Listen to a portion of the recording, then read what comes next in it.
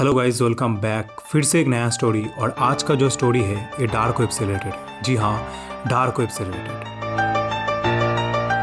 और आज के टाइम में शायद ही ऐसा कोई है जो डार्क वेब के बारे में ना जानता हो या फिर सुना ना हो। और ये बात तो आपने बहुत सुना है कि वहाँ पर बहुत इलीगल काम होता हो, जैसे कि किसी को मारने के लिए शूटर को हायर करना।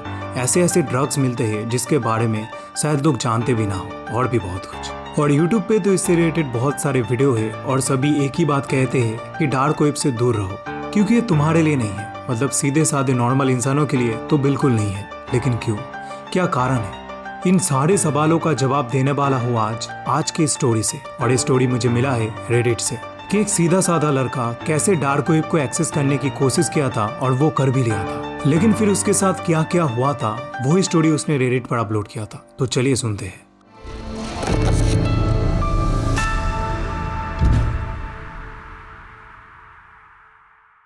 मेरी उम्र है 25 साल और मैं किसी रीज़न से अपने मॉम डैड के साथ नहीं रह पाता हूँ। मुझे आउट ऑफ टाउन रहना पड़ता है और जहाँ मैं रहता हूँ उस घर में मैं सिर्फ अकेला ही रहता हूँ। रोज़ की तरह ही रात को मैं उस दिन भी यूट्यूब पर वीडियो देख रहा था। कुछ देर बाद एक वीडियो मेरे सामने आया जिस पे लिखा था डार्क वेब मिस्ट्री बॉक्स। तब मैंने डार्क वेब के बारे में कुछ भी नहीं जानता था, मतलब थोड़ा बहुत सुन रखा था। तो मैं बहुत ही ज़्यादा क्यूरियस हो गया इस चीज़ के बारे में जानने के लिए। मैंने वीडियो देखना शुरू किया। वीडियो को थोड़ा देखने के बाद मुझे लगा जो बताया जा रहा है, लग रहा था कि बना बनाया कोई कहानी सुनाया जा रहा है। क्या डार्क वेब सच में इतना खतरनाक जगह है जहाँ पर आप कोई भी ड्रग्स खरीद सकते हो, किसी को मारने के लिए शूटर हायर कर सकते हो और तो और किसी का मर्डर लाइव स्ट्रीमिंग में देख भी सकते हो। अभी तक रात बहुत हो गया था। मैंने सोचा मुझे अभी सोने जाना चाहिए, लेकिन मुझे क्या पता था मेरे क्यूरियोसिटी और वो बातें उस रात को मुझे सोने नहीं देने वाली थी। इंटरनेट के उस डार्क साइड के बारे में ना सोचने के लिए मेरे दिमाग को मैं कंट्रोल ही नहीं कर पा रहा था। कुछ देर बाद मैं उठ के फिर से अपना लैपटॉप लेके बैठ गया और ढूंढने लगा मैं कैसे डार्क वेब को एक्सेस कर सकता हूँ। इससे रिलेटेड मैं यूट्यूब पर वीडियो देखना शुरू कर दिया और 2-3 वीडियो देखने के बाद मुझे पता चला ये नॉर्मल ब्राउजर से एक्सेस नहीं होता है। इसके लिए अलग से ब्राउजर डाउनलोड करना पड़ता है जिसका नाम है टॉर ब्राउजर। मैंने जैसे तैसे करके वो अपने लैपटॉप पर इंस्टॉल कर लिया और फाइनली मैं उसमें एंटर कर गया। मैं वहाँ पर वर्ड से रिलेटेड कुछ हिडन ट्रूथ, कुछ डॉक्यूमेंट्स और कुछ वीडियो को देखना स्टार्ट कर दिया जो कि मुझे सच भी लग रहा था। और इस टाइम पर मुझे वो गन्स, ड्रग्स, गवर्नमेंट सीक्रेट्स, वो सब बातें जो मैंने उस वीडियो के अंदर देखा था सब सच लगने लगा। लेकिन सच बताओ तो वो जो लाइव मर्डर के केस मैंने सुना था या फिर उस टाइप के गलत चीज़ें सच में मैं देखने के लिए यहाँ पर नहीं आया था। मैंने टाइम देखा, देन आई वाज रियलाइज्ड कि अभी बहुत टाइम हो गया है, अभी मुझे सो जाना चाहिए। तो मैंने मेरा लैपटॉप बंद करके सो गया। कुछ हफ्ते बीत गया और इन कुछ दिनों में मुझे जब भी टाइम मिलता था मैं डार्क वेब पे सर्फिंग करने लग जाता था। एक तरफ तो मेरा डर धीरे धीरे खत्म हो रहा था, वही दूसरी तरफ अनजाने में ही मैं यहाँ पे बहुत ही ज़्यादा टाइम स्पेंड करने लग गया था। और अभी ज़्यादा डार्क चीज़ें देखने को मिल रहा था। मेरे साथ कुछ गलत भी हो सकता है, ये बात मैं पूरी तरीके से भूल गया था। उस दिन भी मैं वही सब चीज़ें, ड्रग्स, गन्स, ये सब देख देख कर बोर हो रहा था। मैं सोच रहा था कि यहाँ पर चैट रूलेट या फिर ओमेगले जैसे कुछ नहीं है क्या।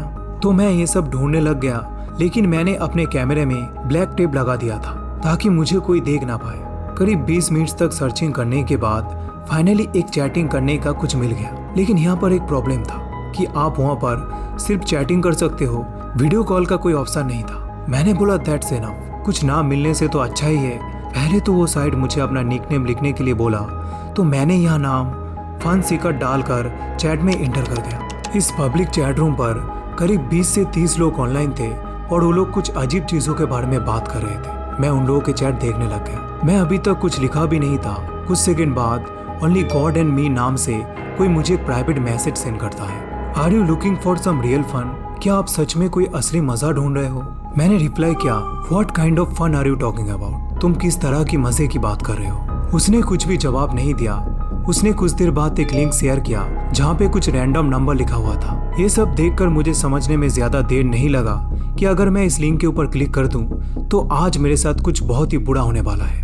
लेकिन वही मेरा क्यूरियोसिटी मुझे उस लिंक पे क्लिक करने से रोक नहीं पाया। मैंने ये सोचकर उस लिंक पर क्लिक किया था कि अगर कुछ गलत होता है या फिर कुछ गलत चीजें मेरे सामने आता है तो मैं इस ब्राउजर से बाहर आके लैपटॉप को ऑफ कर दूंगा। उस लिंक पर क्लिक करने के बाद सबसे पहले मेरा लैपटॉप का स्क्रीन ब्लैक हो गया और अचानक टाइमर स्टार्ट हो गया। स्क्रीन के राइट साइड पे लाइव चैट चल रहा था और काउंटडाउन जस्ट खत्म ही होने वाला था। अभी मुझे डर लगने लगा और काउंटडाउन जैसे ही खत्म हुआ मैंने जो चीज देखा वो था एक नेकेड लड़की जो कि एक बंद कमरे में पड़ी हुई थी। उसकी स्किन कुछ कुछ जगह पे जला हुआ था और कुछ काटने का निशान भी दिख रहा था। वो घर के एक कोने में बैठी हुई थी, उसके हाथ पैर बंधा हुआ था। वो घर बहुत ही गंदा हो रखा था, टॉयलेट का दाग साफ साफ दिख रहा था और उस घर में एक भी विंडोज नहीं था। ये सब देखकर मैं वहां से हिल भी नहीं पा रहा था, मानो कि मैं पैरालाइज हो गया हूँ। कुछ देर बाद एक आदमी उस रूम पर एंटर किया।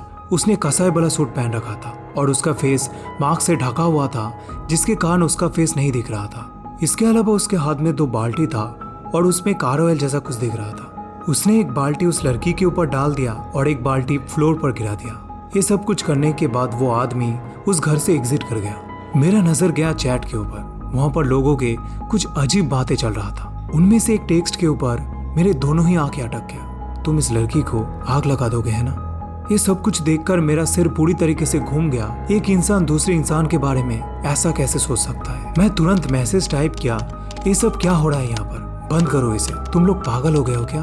कुछ देर बाद वो आदमी फिर से उस रूम में आया। इस बार भी उसके हाथ में 2 बाल्टी था, लेकिन इस बार उस बाल्टी के अंदर कोई ऑयल नहीं था। इस बार था कांच के छोटे छोटे टुकड़े।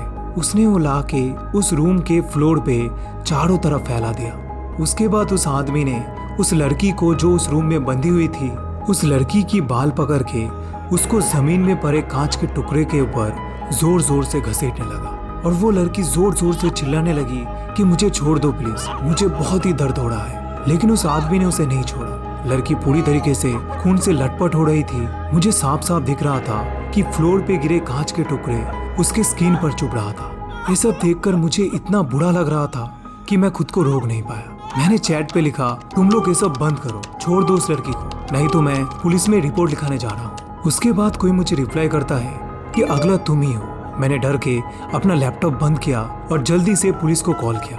कुछ देर बाद पुलिस मेरे घर पर आ गया। मैंने उन्हें सब कुछ बताया। मुझसे पूछताछ करने के बाद वो मेरा लैपटॉप को ले जाना चाहते थे इन्वेस्टिगेशन करने के लिए। मैंने बोला ठीक है और वो लोग चले गए। मैं किचन में गया खुद को शांत करने के लिए। उस्की का बोतल खोला, लेकिन उससे भी कोई फर्क नहीं पड़ा। रात हो गया, मैं सोने चला गया, लेकिन वो सब चीजें मेरे दिमाग से निकल नहीं रहा था। बार बार सिर्फ एक चीज मेरे दिमाग में चल रहा था, क्या वो लड़की ठीक होगी या फिर उसने उसे मार दिया। मैं टाइम देखा तो रात के 2:15 का समय हो रहा था। सोच रहा था कि उस लिंक पे क्लिक करके शायद बहुत बड़ी गलती कर दिया मैंने। और तभी घर के बाहर से किसी के चलने की आवाज सुनाई देता है।